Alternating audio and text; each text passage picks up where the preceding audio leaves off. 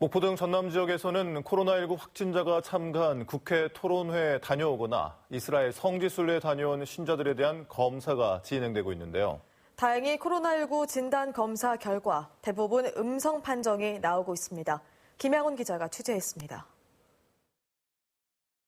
목포의 한 사립학교 재단 관계자들에 대한 코로나19 진단 검사 결과 대부분 음성 판정을 받았습니다. 이들은 지난 19일 코로나 확진자가 나온 국회 토론회에 참가했던 것으로 드러나 학교가 폐쇄되고 코로나19 검사가 진행됐습니다. 검사 대상 18명 가운데 14명은 음성이 나왔고 4명의 진단 결과도 조만간 발표될 예정입니다. 국회에서 열린 같은 토론회에 참석한 것으로 확인된 전남 지역 사립학교 관계자는 모두 65명. 현재까지 49명이 음성 판정을 받았습니다. 음성 판정은 나왔지만 잠재 기간이 있기 때문에 저희들이 처음 예정했던 2주 정도는 자가격리하도록 그렇게 했습니다.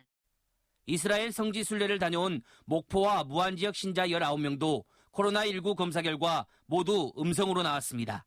이들은 지난 15일부터 11일 동안 이스라엘 성지순례를 마치고 지난 25일 목포에 도착했습니다. 이스라엘 성지순례 다녀오신 분들을 선제적으로 검사 의뢰했고 다행히 음성이 나왔습니다. 하지만 다음 달 10일까지 지속적으로 모니터링을 실시하겠습니다. 코로나19 진단검사를 받은 지역민들이 잇따라 음성 판정을 받으면서 지역민들은 안도의 한숨을 쉬고 있습니다. MBC 뉴스 김양훈입니다. 목포시가 코로나19 확산을 막기 위해 버스와 택시 등 대중교통 방역을 강화하고 있습니다. 목포시는 버스터미널과 목포역에 대한 방역 횟수를 1일 4회로 늘렸으며 택시 승강장에 정차 중인 택시도 보건소 차량을 이용해 방역을 실시하고 있습니다.